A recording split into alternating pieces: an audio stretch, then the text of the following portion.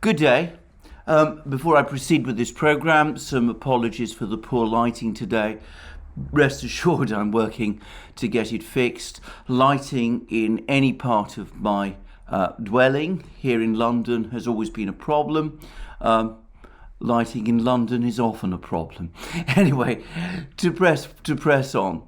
The situation again in this the discussion in this video will again, of course, be about the situation in Ukraine. And there's been much, of course, which has been going on since I did my last program. Now, there's been a lot of news about the changes on the ground. It's quite interesting to see how Ukraine has switched from a propaganda of victory and triumph of a few weeks ago to a perhaps much more realistic narrative, if you prefer, of increasing stress, of crisis, of failure on the battlegrounds. And in fact, the news from Donbass is pretty grim. The Ukrainians have admitted over the last couple of hours that the Russians have captured more important settlements and large villages and small towns as they tightened their grip around the Ukrainian forces in Severodonetsk, actually entirely in the Azot factory now, and in Lysychansk. And they're also the Russians are also incrementally pushing ever closer now to Slavyansk and also to the other main center of Ukrainian resistance in northern Donbass, which is the town of Bakhmut. All of these places now are coming under increasing threat. And there's also increasing numbers of reports that the Ukrainians are suffering ever heavier losses. And a Ukrainian military official, again a member of the Ukrainian High Command, a person who is in charge of logistics or has an important role in logistics, has now given an interesting and very revealing interview to the US media in which he's explained some things about the military state, the state of the Ukrainian armed forces. And he says that Ukraine has lost around 50%, that's 50%, of its heavy equipment since the start of the war. Now, the Russians put it higher than this, but the very fact that the Ukrainians themselves are now admitting that they've lost half their heavy weaponry since the start of the war essentially speaks for itself. And this is on top of an increasingly critical situation in the fuel supply.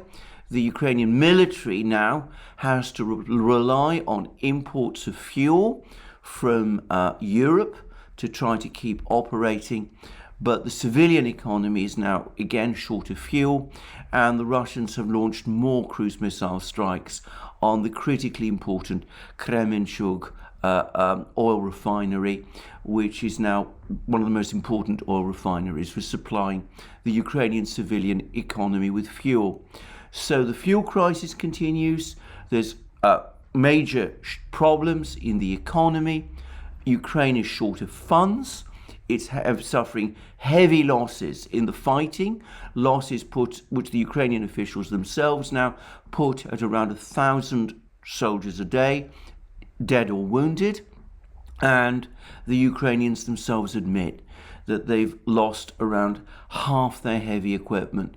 Now, this Ukrainian official also had some interesting things to say about some of the Western equipment that has been supplied.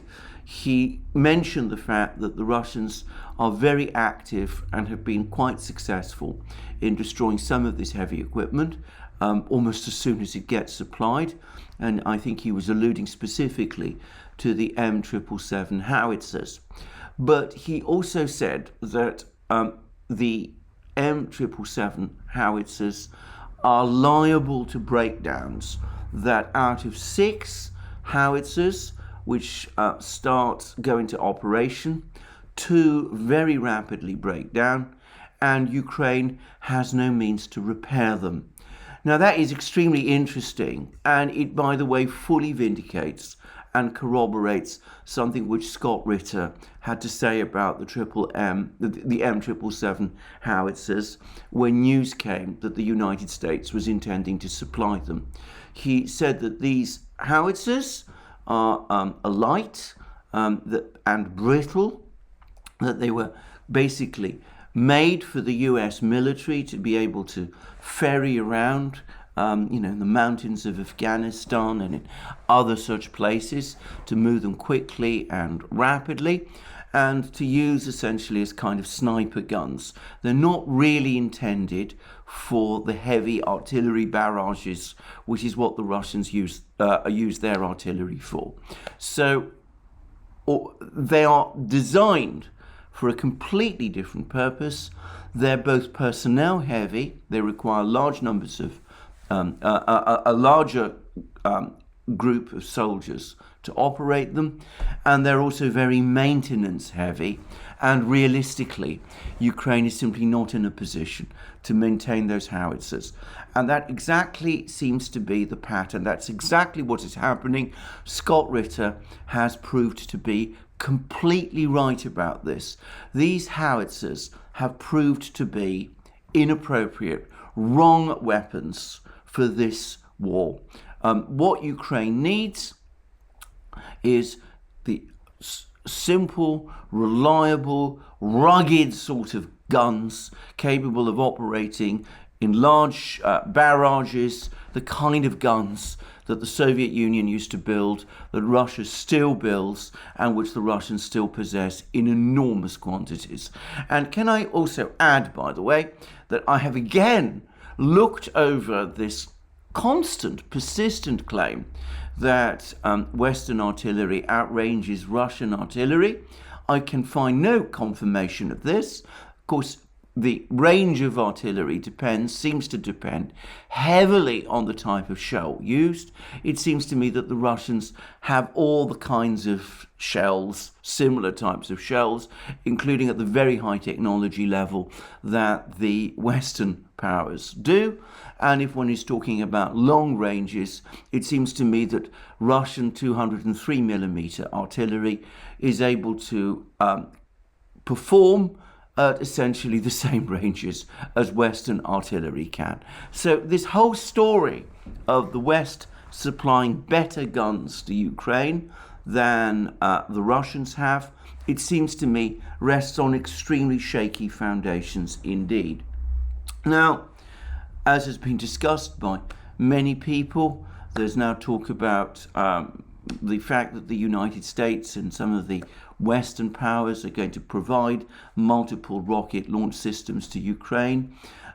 Originally, it was going to be 4 HIMARS systems that the United States was going to supply. There's now talk that it might be 8, and the United States is going to provide weaponry for these systems, but not the very long-range weaponry. The other Western powers, 2 of the other Western powers, Britain and Germany, are also apparently going to provide multiple rocket launch systems, M270s in their cases, and that will leave Ukraine with something like 14 Western multiple launch rocket systems. President Putin has already pointed out that Ukraine already started the war with very similar systems that had been left over from the Soviet era, and most of these have now been destroyed by the Russians, a fact which has essentially been confirmed by the Ukrainians themselves. And these new systems that the West is going to supply are hardly a replacement, given the amount of these systems that Ukraine had at the start of the war, and which it has lost. 14 against the hundreds of these systems Ukraine had, which have been destroyed, is not going to make any major significant difference.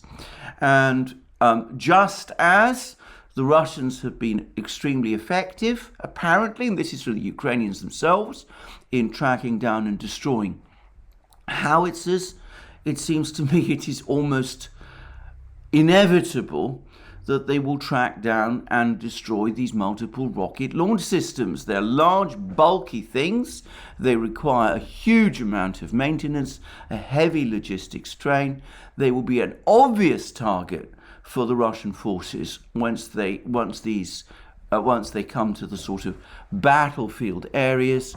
And frankly, any Ukrainian troops tasked with operating these systems, I'm going to say this, are going to have a very short life expectancy, or so it seems to me. Well, one has to say that on the other side, the Ukrainians have claimed some successes of their own. Now, this relates to Snake Island, that island off Odessa, which has been the focus of so much fighting. A Russian tugboat was apparently transporting some Tor anti-aircraft missile systems to Snake Island, and both sides, both Russians and the Ukrainians, claimed that the Ukrainians were able to hit it. The Ukrainians claimed that they hit it with Harpoon missile systems. Now, these are not the Harpoon missile systems that the United States says it will supply to Ukraine.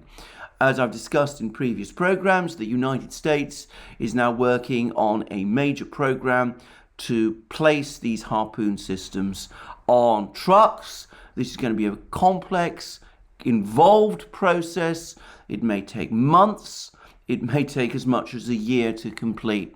And so far, the United States has not supplied any Harpoon systems to Ukraine. So if this tugboat really was attacked by Harpoon systems, then they can only have been Harpoon systems which have been supplied by some of the Nordic countries. However, I have to say, I am a little skeptical, and this is my own view now, I have no way of corroborating this, but I am a little skeptical that Harpoon systems were indeed used to attack this Russian tugboat. The reason I say this is because the Russians, and they're usually pretty accurate about these things. I should say, when I say the Russians, I don't mean the Russian Ministry of Defense, but the various media and bloggers and those sort of people who do seem to have access to information, which is proved in the past pretty reliable. These sources are saying that the tugboat, which by the way was a relatively small boat, though it was hit by the Ukrainians, was only damaged and has been returned presumably to Sevastopol for repair. Now, if a relatively small tugboat was hit by 2 Harpoon missiles, I cannot imagine that any of it would survive. So that makes me deeply skeptical that in fact it was Harpoon missile systems that were used in this case. I'm going to make a guess. I suspect that the Ukrainians did hit this tugboat. Everybody accepts that. That isn't disputed. But they've confected this story that it was hit by Harpoon missiles in order to show to the Americans and to the media that they're able to use Harpoon missiles effectively, and to try therefore to get the United States to step up its development of this truck-based Harpoon missile system which Ukraine wants delivered to Ukraine. So I think this is probably a case of some, shall we say, disinformation going on. By the way, if so, I am not going to be unduly critical towards the Ukrainians about this. This is war, and I think that in war, one has to sometimes say less than the truth, or sometimes one has to say things which are not true in order to promote one's hopes of achieving victory. So if Ukraine claims that it used Harpoon systems to attack this tugboat, even if it didn't, well, to be said straightforwardly, I'm not especially critical of them if it achieves their objective, if it is intended to achieve the objective of facilitating or of accelerating the development and transfer of the system that they've been promised by the US. That's all I'm going to say about that particular incident. But as I said, this shouldn't detract us from the main story, which is of the Russians continuing to advance in Donbass, tightening their grip on the increasingly disintegrated Ukrainian forces there. All of them, as I said, increasingly becoming surrounded in penny packets, cut off from each other. And I should say that yet again, we've had reports of surrenders by Ukrainian troops. Now, it seems that the claims about mass surrenders at the Azot chemical works that I discussed a few days ago, it seems that those were definitely premature. But we've now had more reports, apparently better corroborated reports, though I'm not absolutely sure that they're true, that there's been some surrenders elsewhere, and a group of commanders and troops belonging to the Aidar battalion allegedly have now surrendered themselves to the Russians. Now, the Aidar battalion is another one of these ideological hard-right battalions, rather like the Azov regiment. They're all, to some extent, connected to each other. The Azov regiment was, one I suppose has to use largely the past tense to discuss it, that there are still formations of affiliated to the Azov regiment still operating in parts of Ukraine. Anyway, the Azov regiment was by far the biggest and the most important, but there have been others as well. And the Aidar battalion had a lot of prominence back in 2014. It seems to have somewhat shrunk in importance since, as the Azov regiment got more attention, but it still exists. And if these reports are true, some of its top commanders and several of its soldiers have now surrendered to the Russians. Well, we shall see. Before I finish off with this roundup of the military situation in Ukraine, I should say that I was interested in reading in the British media reports about how Russia is now intending to make Ukraine's second largest city part of the front line, that they now got plans against this second largest city in Ukraine. And that's appeared in places like the Daily Telegraph and in other places. Now, of course, the second largest city is Kharkiv. And I've been explaining in various programs, several programs recently, how the Ukrainian counteroffensive northeast of Kharkiv, which was much promoted by the Western media, how that has gone completely into reverse, how the Russian military itself launched a counteroffensive against this counteroffensive, and how they've pushed the Ukrainians all the way back to the outskirts of Kharkiv, except it does seem that the Russians are now outside Kharkiv in considerably greater force than they had been before. Now, what is interesting to me about these British reports about the Russians being at the gates of Kharkiv is that it is not untrue. On the contrary, it is completely true.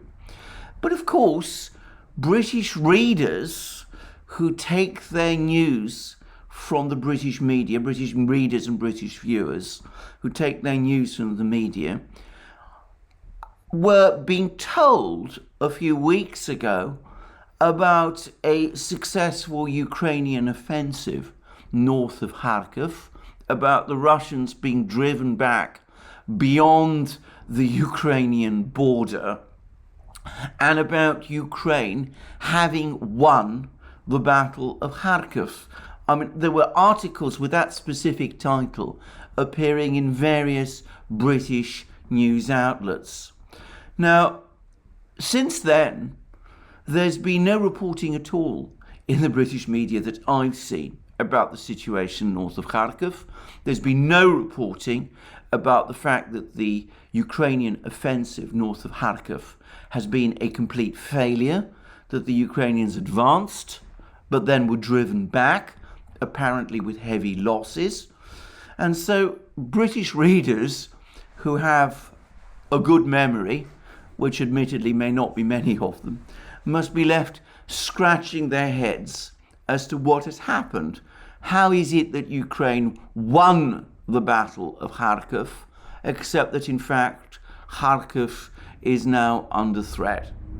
Well, I suspect that as things continue, as the war goes on, we're going to have more and more problems of this kind. The media in Britain and in the West is going to struggle to keep its narrative consistent and clear as I said, events on the ground continue to shift in Russia's favour. Now, whilst I'm on this topic, two of the major narrative makers in the West, Jens Stoltenberg, the NATO Secretary General, and Boris Johnson, the British Prime Minister, have both been busy. Jens Stoltenberg has been giving interviews to the German media. He's talked about the fact that we must prepare for a long war in Ukraine and how it is very important to continue arms supplies to Ukraine if Ukraine is to achieve victory and regain control of Donbass. Now, this, of course, comes a few days after the very same Jens Stoltenberg was talking about the importance of Ukraine sitting down and engaging in negotiations and hinting that Ukraine might have to make territorial concessions as part of those negotiations. And that now brings me to Boris Johnson, because Boris Johnson has been, throughout this entire crisis, even before the war began, the most extreme hardliner amongst the big Western powers. His rhetoric has been in support of Ukraine and against Russia has been even stronger than that of the US administration. And there's been much speculation about the fact that he recently undertook another unannounced trip to Kiev, where he had further talks with President Zelensky. Now, there's been much speculation as to why exactly Boris Johnson did this. Now, I'm going to make a guess. I think Johnson went to Kiev because he was concerned that the three EU leaders, the three big EU leaders, Scholz, Macron and Draghi, clearly went to Ukraine, to Kiev, trying to push Zelensky towards negotiations with the Russians, even if those negotiations meant that Ukraine would have to make territorial concessions. Now, this is something that Boris Johnson opposed when the Ukrainians themselves floated it in Istanbul in the talks with the Russians in March. In fact, he telephoned Zelensky to persuade him to reverse the concessions that he had made in Istanbul, and Zelensky did in fact do that. And then, of course, Boris Johnson travelled to Kiev in April and made all kinds of promises of support to Zelensky. And of course, he also went there to make sure that Zelensky did not reconsider his decision to take back those concessions. And I think Johnson went to Kiev because he was worried that Zelensky might go along with this advice. It's not even urging these European leaders to resume negotiations, and he went to Kiev to make sure that didn't happen. And the reason that I think Johnson took that step is that, well, first of all, Johnson's own position as Prime Minister is now extremely insecure in Britain. There's a major political crisis here. He only just survived a no confidence vote brought by his own MPs, his own Conservative MPs, and there's many people, myself included by the way, who believe that his days as Prime Minister are numbered. And I think what Johnson doesn't want is a collapse in Ukraine, which could expose him to even further criticism in London with people coming and saying, well, look, you committed us to this support for Ukraine, and in fact, Ukraine has ended in failure. And this is another example of your inability to lead us to any kind of success. So I think that was why Johnson went to Kiev, one of the reasons why he went to Kiev. However, it's fair to say that he also went to Kiev essentially empty-handed. He didn't talk about any new arms supplies to Ukraine. It seems that the British are now struggling to keep up with Ukraine's demands for arms, even though the Ukrainians are complaining bitterly that the arms that they're getting from the West come nowhere close to meeting their needs. But what Johnson did come up with was a training program for the Ukrainians. He said that the British would be training 120,000 Ukrainian troops every 4 months. Now, I'm not going to discuss this. I'm not an expert on these matters. There's a very, very insightful commentator on a YouTube channel called the New Atlas who's looked at this, and he's pointed out that the kind of training that would be provided, could be provided to troops over a 4-month period would be basic training. It would be enough to get one ready to sort of act like a soldier, but it's hardly the kind of professional training that professional soldiers like those that are fighting on the Russian side have. But the further point, perhaps the even more pertinent point made by the New Atlas, is that with Ukraine admitting that it is losing 1,000 men dead and wounded every day, these 120,000 Ukrainian troops that the British have committed themselves to training every 4 months is not going to make up for those losses. It's nowhere near going to make up for those losses. Over a 4-month period, the Ukrainians are going to suffer at least as many losses as going to lose as many troops as the British are going to train. At best, the Ukrainians will be struggling to stand still. More probably, they will be losing. And by the way, it wasn't 100,000, it was 10,000 Ukrainian troops that the British said that they would be training every month. So I'm sorry, I should correct that. It's not going to come anywhere close to meeting the numbers. The British will be training 10,000 Ukrainian troops every 4 months. The Ukrainians are losing something like 60,000 troops dead and wounded by their own figures over the same period. It won't even make a dent in the kind of losses that the Ukrainians are already experiencing. So that's what I wanted to say about Boris Johnson's frankly empty offer. But can I make a further point about it, which is perhaps more to the point here, which is that Johnson, for the first time in Britain, came under heavy criticism for this trip he made to Kiev. The British Conservative Party, his own MPs, far from being proud of the fact that their Prime Minister has gone to Kiev, were extremely angered about it. And the reason is that Johnson chose to go to Kiev instead of going to a conference, an electoral conference of his own party, which is fighting 2 very difficult by-elections in 2 parliamentary constituencies, one of which is in the working class areas of the Midlands and Northern England, which switched to the Conservatives in the 2019 election, giving the Conservatives their majority, their current majority in Parliament. And Johnson was expected to participate in these conferences, to provide in this conference, to lend support to the Conservative candidates in these elections, to give the British electorate, which is voting in these elections, a sense that he is engaged with the increasingly severe economic problems and the cost of living crisis that British voters are experiencing.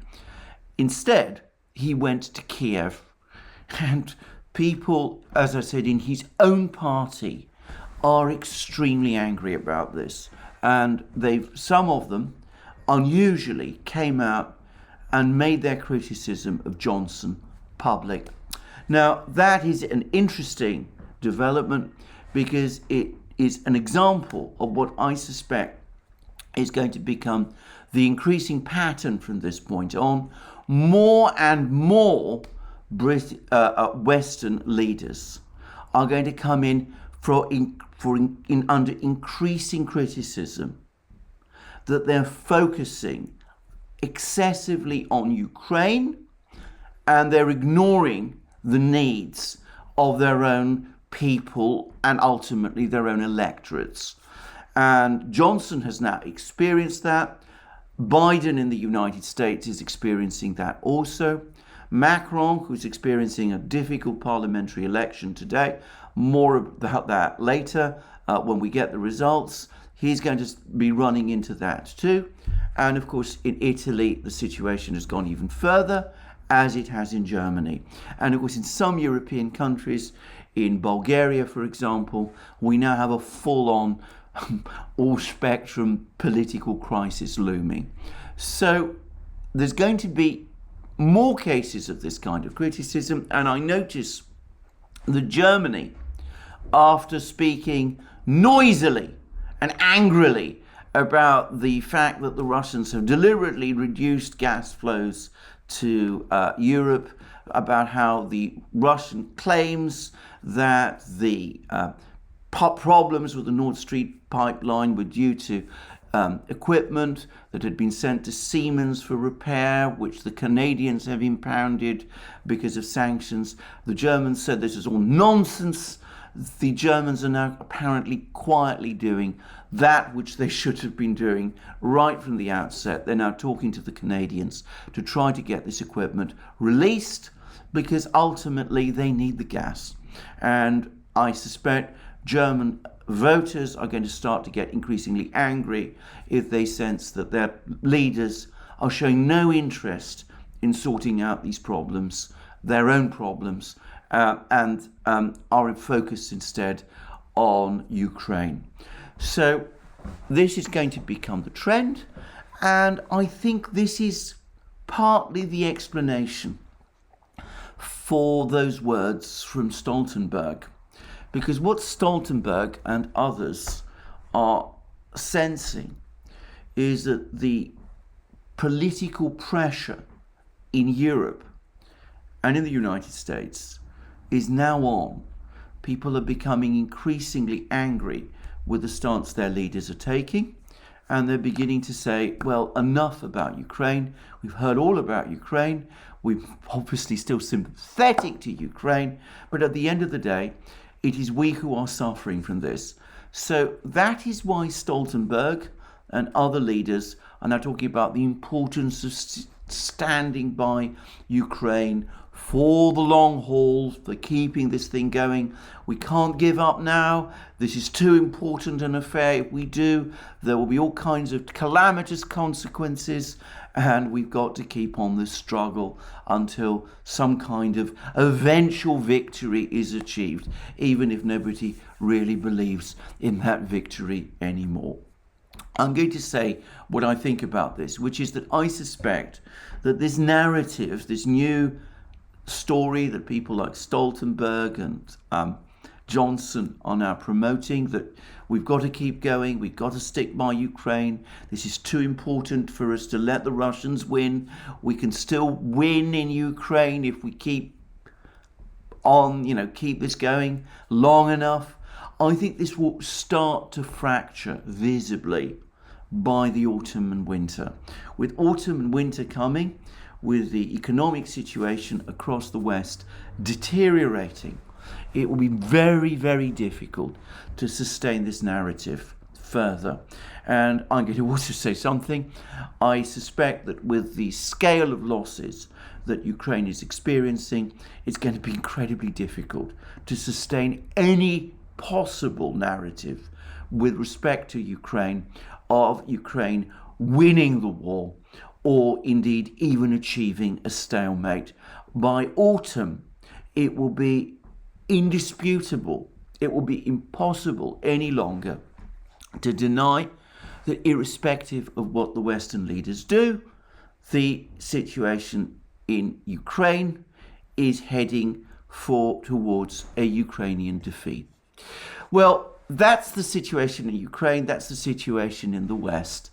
The Russians, meanwhile, are increasingly becoming confident, and a very visible expression of that confidence was an extremely hard-hitting interview which the Russian Foreign Minister Sergei Lavrov gave to the BBC.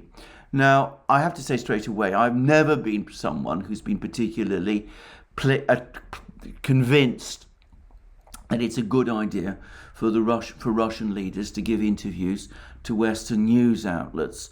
And the last time Lavrov gave an interview to a Western media outlet, an Italian one, it ended disastrously with Lavrov saying all sorts of extremely unfortunate things about collaboration with the Germans during the Second World War, which Putin was obliged to apologize to Israel for. Well, this interview with the BBC was different.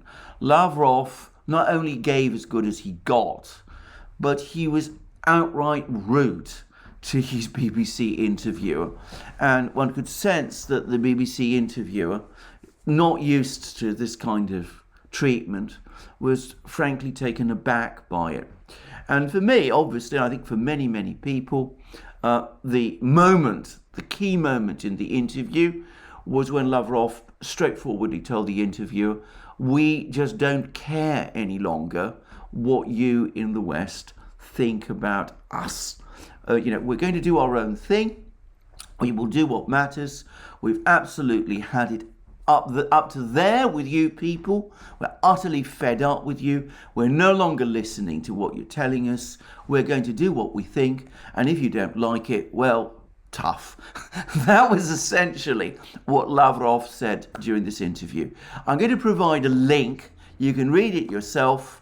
In my opinion, it's better conveyed through actual watching the program, the harsh way in which Lavrov responded.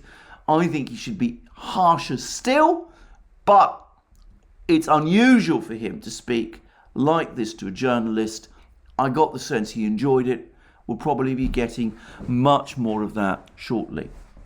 But other Russians have been speaking as well. The head of Gazprom, for example, has been saying that Russia will from now on play according to its rules rather than those of the West, words which have been echoed by other Russian officials. But far and away, the most important words of all was sent by Vladimir Putin, Russia's president, at the plenary session of the St. Petersburg International Economic Forum, SPIEF, which ended, as these events usually do, with Putin giving a long address. Now, I should say I've attended two of these things as a guest. I was one of the people amongst the thousands who was present on two occasions in 2014 and 2016 when Putin gave one of his speeches. This one that he gave at this year's speech was, in my opinion, far and away the best.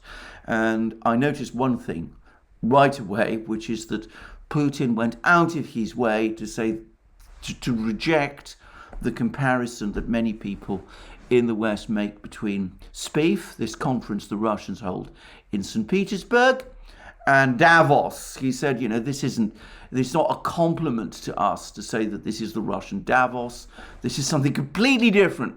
And I just wanted to say that. It's obviously not the most important thing that Putin said, but it was one of them. Anyway, Putin had many things to say, and this is a long speech, and in my opinion, as I said, the best he's given at SPIEF, at any one of these SPIEF conferences, and certainly the most interesting. It's very typical of Putin. It's very, very structured, very clear. It avoids rhetorical flourishes. Putin is not, by the way, a particularly good public speaker. His speeches read better than they sound, but it is extraordinarily interesting. And he had much to say. He had much to say about the situation in the world. He talked about how after the end of the Cold War, the United States conceived of itself as the major world power, how it how its arrogance and that of the Western powers is ultimately what is responsible for this particular crisis that we have now in Ukraine, that this arrogance has meant that the United States and the Western powers have shown no understanding or interest or concern for the security interests of other countries, Russia in this case, and how the United States and the Western powers simply cannot adjust to the reality that the unipolar moment, that period of time when the United States was globally dominant, has ended, and that they are no longer able to determine the course of events in the way that they did. And Putin also spoke about how the West completely miscalculated its sanctions push against Russia, how they expected that the sanctions that they announced in February and March would destroy the Russian economy, precipitating a political crisis there, and how instead Russia has not only managed to withstand the sanctions attack, but has turned things round and is in fact now in the process of not just stabilization, but of outright recovery. And Putin had a great deal to say about the various things internally that the Russians are doing to strengthen their economy and to develop it in the new conditions, reorienting towards the east, rebuilding parts of their industrial and technology base that they had neglected before because they had imagined that they would be able to participate in the international trading system dominated by the West, so that they wouldn't have to produce all of these things themselves, how the Russians are now working towards rebuilding all that. And Putin also spoke about a system, a new global system, which would not be globalist. There would not be a system where everybody is obliged to operate to a single set of rules determined by various people in various Western cities, in Washington, in Brussels, in a certain Swiss mountain resort, which I'm not going to say much more about. He said that era of globalization is over. The way forward is a system of cooperation and working together by sovereign, independent states operating within the framework of international law. I think, yet again, anybody who continues to think of Putin as someone who's some kind of a globalist or somebody who is attached to globalist ideas, they need to read this speech, they need to listen to this speech, and I think that ought to bury that notion once and for all. Putin, of course, outright attacked globalization in a speech that he made at that very same Swiss mountain resort 3 years ago. And of course, he referenced that speech that he made in 2019 several times over the course of this one. Now, he had other things to say. He talked about the military situation. This is more in the Q&A. He talked about the military situation in Ukraine. He seemed very confident about the way that was going. He was asked questions about why the Russians are not taking any action to stop the shelling of Donetsk, which is a very, very big issue in Russia. The Ukrainian military continues to shell Donetsk, the capital of the Donetsk People's Republic. And this has caused a great deal of anger in Russia and, of course, in the Republic itself.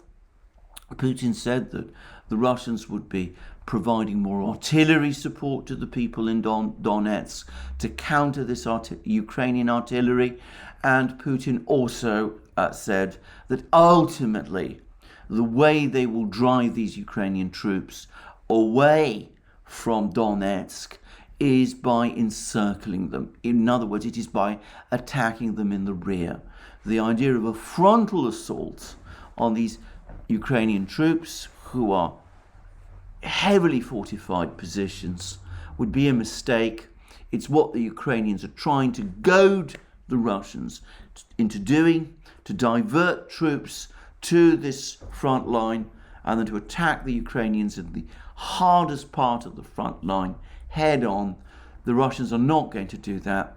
They're going to finish with northern Donbass, and then they're going to gradually engulf these troops opposite Donetsk, either forcing them to the retreat, or if they choose to stay there, following Ukraine's usual stand and fight military philosophy, to encircle them and eventually, I suppose, to destroy them. So he had things to say about that. But in some ways, and for me, the most interesting part of his speech was the one in which he touched on the economic situation, the global economic situation. And Putin made it very clear that for him, the underlying problem is not the war. It's not even the sanctions. Those have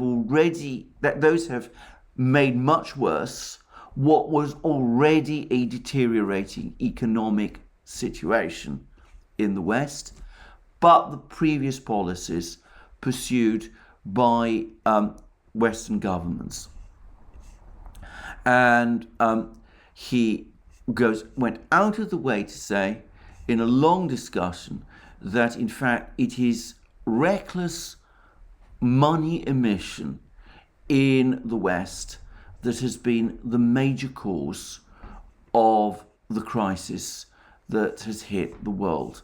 It is the ultimate explanation for the fact that there is this enormous growth in worldwide inflation.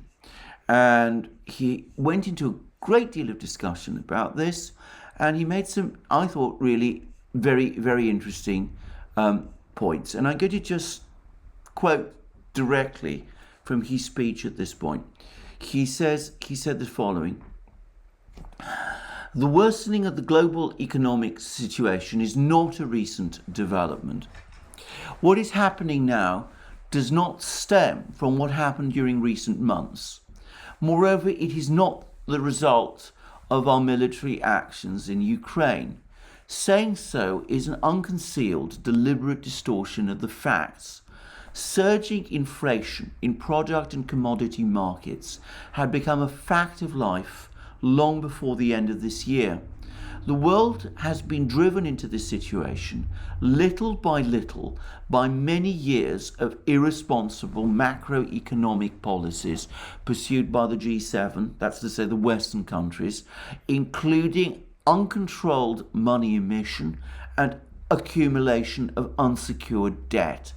These processes intensified with the onset of the pandemic in 2020, when supply and demands for goods and services drastically fell on a global scale. This begs the question, what does our military operation in Donbass have to do with this?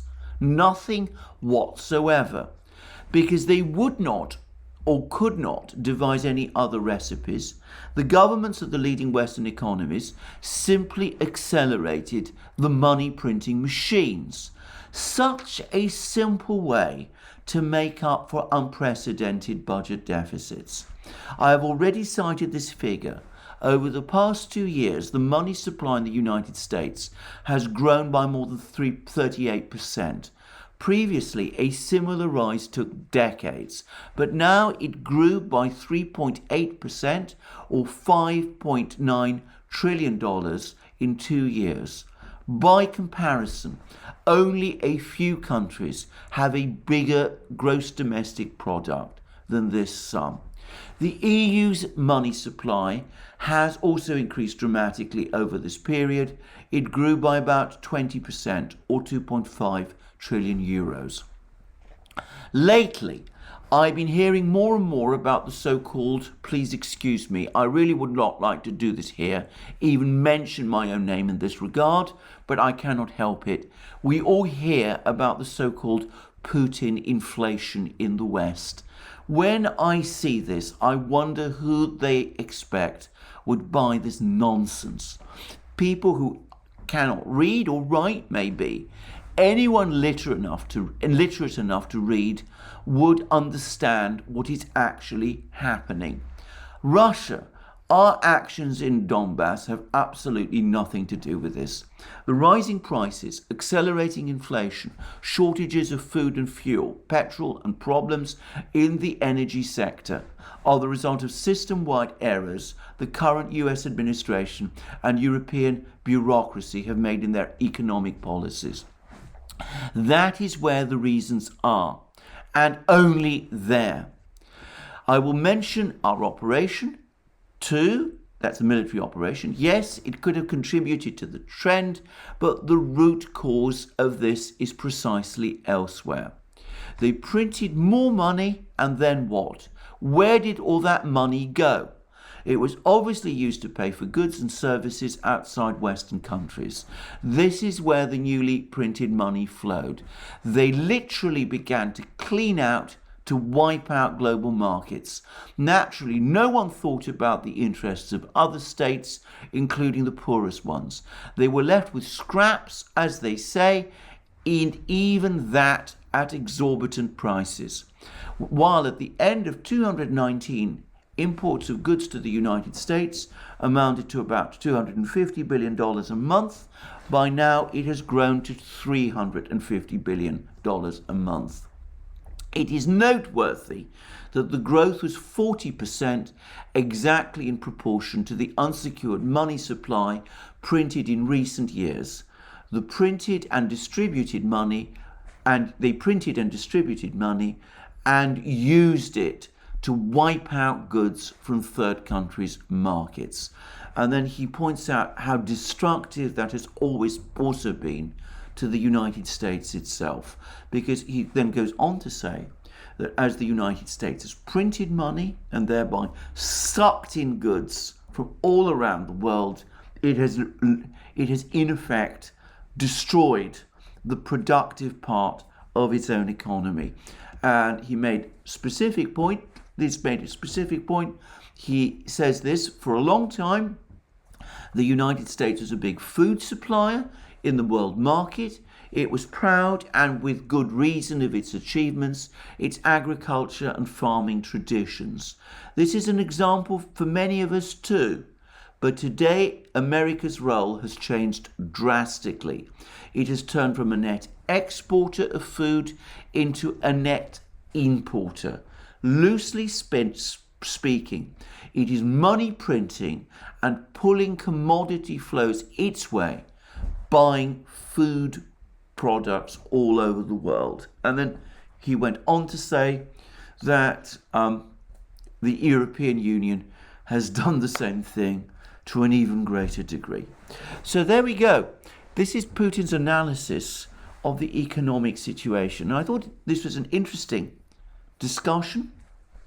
The problems are not ultimately caused by the war. The sanctions war, the economic war of attrition, has made things worse, But ultimately, it is the reckless policies pursued by the Western governments over many years which have led to this crisis. And he also goes on to say that the collapse of the reserve currency positions of the Western currencies of the dollar and the euro is inevitable because money printing is causing the value of these currencies to become increasingly debased. And of course, the sanctions war has also taught people around the world that if they keep their money in dollars and euros, the United States and the European Union, as it chooses, may decide to appropriate them. I'm going to make one further point just about this specific issue, which is consider what Putin said about how, it would be nice in some ways to think that, it was the Russians themselves who were the cause of all these problems. He even goes at one point to say, that it would be, comforting to believe that the Russians have the ability to change the balance of economic power around the world. And he actually says, that it'd be nice to feel that we have this power. But he says, that simply isn't true. We simply lack that kind of power in ourselves. We shouldn't fool ourselves to think we are powerful in that kind of way. We need to be realistic, and we need to work hard to improve our own economy, because realistically, we're not responsible for the global inflation. We don't have that kind of power, and we shouldn't fool ourselves to talking that way. It's unusual in my experience for a leader to talk about the limits of his power rather than brag about its extent, but that is what in another section Putin did in this particular speech. I would also say that he also made it clear that he was also aware that the Europeans are now talking about extending secondary sanctions to third countries in a way that is apparently intended to deter them from trading with Russia. He said that he was aware of this, other countries are aware of this, and that strong leaders in those countries will not allow that to happen. Well, there we go. Another very long video. I think it's time for me to bring this to an end. I've said all the things I wanted to say. Very briefly, deteriorating military situation for Ukraine, in fact, catastrophic one. Western leaders, Johnson and Stoltenberg, trying to keep support for Ukraine going, but finding it increasingly difficult to do so as the economic crisis builds. The Russians increasingly confident that things are going their way, and Putin engaging in this kind of rather realistic analysis, I would say realistic analysis about the global economic situation, and going out of his way to deny that the Russians possess the power to blow up the world economy in the way that is being alleged of them. So there we go. An interesting contrast between East and West, mood in East and West, growing confidence but realism on the one side. One senses increasing concern, bordering on panic on the other. Well, that's me for the day. Let me remind you again, you can find us on other platforms, Rumble and Locals especially, also SuperU and ODYSEE. And can I just say, I've learnt that one of the major founders of SuperU, Peter Allard, has passed away, and I had some interaction with him. That is a very sad thing to learn. And you can also support us via Patreon and Subscribestar. Don't forget, don't neglect our shop, where you can buy the great, amazing things that you will find there. And last but not least, please remember to press the like button and check your subscription to this channel. Thank you for joining me again today. More from me soon.